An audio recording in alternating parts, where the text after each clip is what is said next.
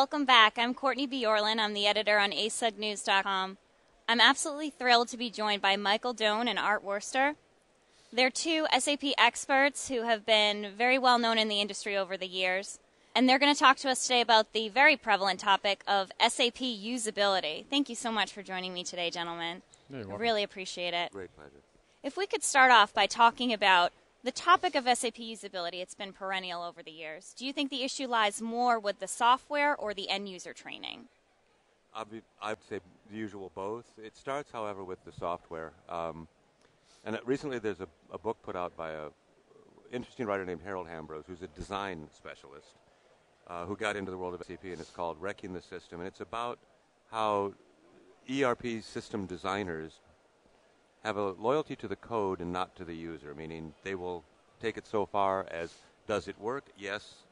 And they got to go one step further. How does it work? Having said that, there are a lot of problems on the user side as well. Yeah, definitely. What about you, Art? What do you think? It goes further than that, to the extent that even if you develop screens that have high usability, even if you train your end users correctly, the whole process of acclimating people to using the systems as they are, understanding why they're the way they are and stuff, I think is dealt with very little.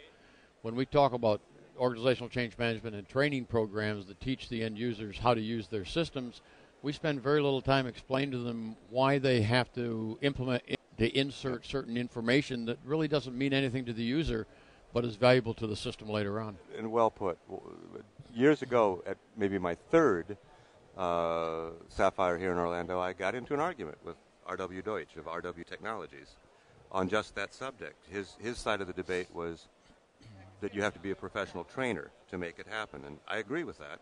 But my point, and we settled on, I would always have my consultants available because they were going to get, to your point, Art, why? Why? And why is every bit as much important a question as what and how, and because they'd be asking two kinds of why. Why do I have to do it that way? And that goes to design. Right. Or why am I doing all of these things? And in ERP, in SAP, you'd have someone who would do a sales order entry. On their legacy system, it was 2 screens. Now they've got 6. Yeah. Well, and even further than that, what oftentimes happens is that the information that you're entering on your screen, really, you have that information. It's your responsibility to input it, but you don't really use that information once it's put in. So it seems like extra tedious jobs that you're asked to do. Whereas we have never spent the time and effort to train people cross-functionally. So our project teams, and particularly our users, will know their particular function, their particular transaction. They'll know what they're supposed to do because we've trained them to do that. What we haven't taught them is how their job becomes important to the cross-functional business process, and therefore how they fit into the overall organization. And so we treat them like cogs, and then we complain because they act like cogs. Right. That is an excellent point, and it leads well into my next question for Michael, which is, your session is called Steer Your End Users to Total Competency. Why is training such an overlooked aspect of an SAP implementation, and is it more than just training, as you gentlemen have been addressing so eloquently here? It starts with the clients are overwhelmed when they're first acquiring SAP. They're overwhelmed with it. The sticker shock, the time it's going to take to implement it, and all of that. And the original methodologies follow some of the old methodologies where the penultimate step is end-user training. Mm-hmm. Well, before they put in SAP, they would change their individual applications every 3 years, thereabouts, in a commercial environment. By hook or by crook, the users got refresher training every 3 years or so. I went to a Tech Target Search SAP thing back in 2002, had 300 people in the audience, said, raise your hands if you had SAP for more than 3 years. All hands went up. Raise your hand again if in the last year or year and a half you've had any refresher or help training. All hands went down.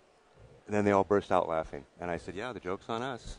But what happens is people forget it's got a 25-year lifespan. Right.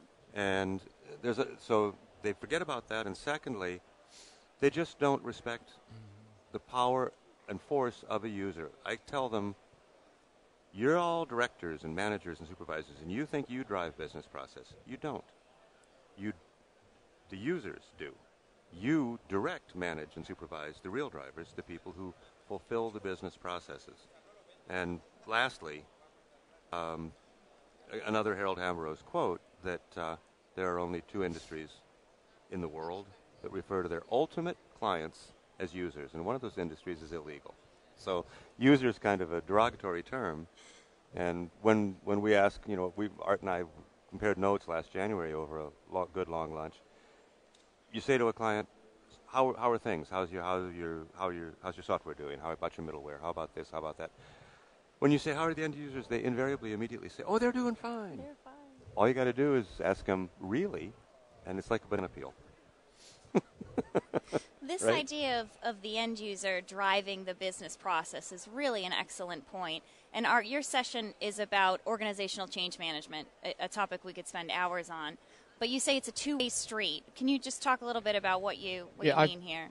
My experience from running some major programs is that the time that's spent in organizational change management is almost always spent by analyzing whatever job changes, whatever skill changes are required in the end users, whatever perhaps emotional or cultural things are going to change, and then putting together communications and training programs to go and teach those people how to run their business, how to do their transactions.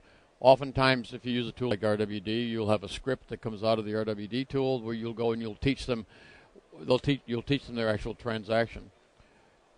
What ends up happening in the course of a program, however, is the end users can sit there and can kind of feel through the process of what a cross-functional business process should look like and make those decisions. However, when they take that back to their senior executive, whether it's SVP or EVP, that person says, yeah, but if we do that, that's going to, I can't make our objectives because I've got an objective that says XYZ, and my compensation program is built on it. Now you can bet your life that the executive is not going to say that, but the answer is you have to go back and deal with those types of decisions between functions that affect staff level or executive level people. And if you don't do that, don't respect their political and politics and culture at that level, you wind up with resistance down in the organization because they're loyal. The people on the team are loyal to their bosses and stuff. And so it's been my experience that you have to put together a program that works closely with the executives to lead them through the process of making decisions, which may be very difficult at the executive level, and perhaps even reset compensation programs or do those types of things. Otherwise, the feeling of a threat at that level can derail a project at the end users. Well, and at the end user level especially, getting the directors, managers, and the rest to understand that these end users are now at the cockpit.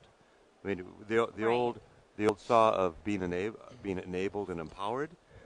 I often think of this woman, Helga, I'll call her, who said, "Why do I now have 6 screens for a sales order when it used to be 2?" And I'd say, "Well, Helga, you used to just do the sales order. Now you're doing the sales order, you're launching the purchase order, and you're launching production planning. Wow, I'm very powerful," said Helga, and she was absolutely right. We have to get that message across in the change management that these are not just people clicking things in any longer. Another example of that is in a customer service organization that I dealt with.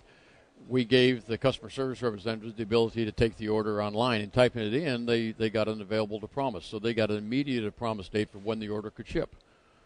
And the customer service representatives, whose personal worth was tied up in knowing where to go in files to find things and then get good information back for the customer, this degraded their job. And so their answer was, our customers won't stay on the line for 20 seconds longer so I can get this information in. So I talked to a couple of the customers that I knew quite well without trying to make this a bad experience. And they said, oh, mercy, we would easily stay on the line for a minute or two more if we could just real-time information that was accurate. So you have to deal not just with the changes that are going on, but you have to deal with what's really being changed. In this particular case, it was the feeling of self-worth of the customer service representatives. I think that's an important role that we have to deal with also. And the same applies incidentally at the executive level, which is really my two-way street presentation. So it's an excellent point, and to sort of bring it full circle and close it out here. In terms of really getting your end users to use these applications, you've shared some great insights here. Give me your top 2 must-haves in place for getting better usability of SAP applications at your organization. Go ahead. I think the first one is we don't take the time either at the project team or at the user level to teach people how an organization really runs and how their particular role and what we're asking them to do affects the rest of the on that organization. is one of the two. Okay, one. Yeah. Well, you're teaching them business process. Interestingly enough, it's now being done, but companies in past years it's funny, you launch a project, everyone's learning all about horizontal business process. Business process, business process. Then we go teach the users features and functions. And to that point, that's the second point for me is respecting the end users because they are the ones who are really fulfilling the business processes. We spend a lot of money on the software and all these other, sending people to Sapphire. Right. And if we're not nurturing and caring and feeding the end users or what I think of as process drivers, all the ROI is going right out the back door. Right. All of it. Right. Excellent point. Well, thank you so much for your time and your insight here. This is such an important topic that we could spend so much longer on. And I want to make sure that the folks here watching and the folks at home are aware of your sessions coming up. You'll be leading one. I have one tomorrow at 1:30 in room 310A South on these very same issues. Fantastic. And Art? And mine's also in 310A, I believe. It's at 4 o'clock tomorrow afternoon. An organizational change management is a two-way street, and talk about a governance program that allows the project team to deal with organizational change management issues from the executive to the user. So grab your popcorn, camp in at 310A. There you go. And thank you for putting Art and me together. It's we go way back. And Oh, that's fantastic. Very serendipitous great. of us, Yeah. huh? good Well, to see thank Art. you for Good. tuning in. And in just a few moments, my colleague Tom Wilgum will be speaking with Forrester's China Martin. Stay tuned.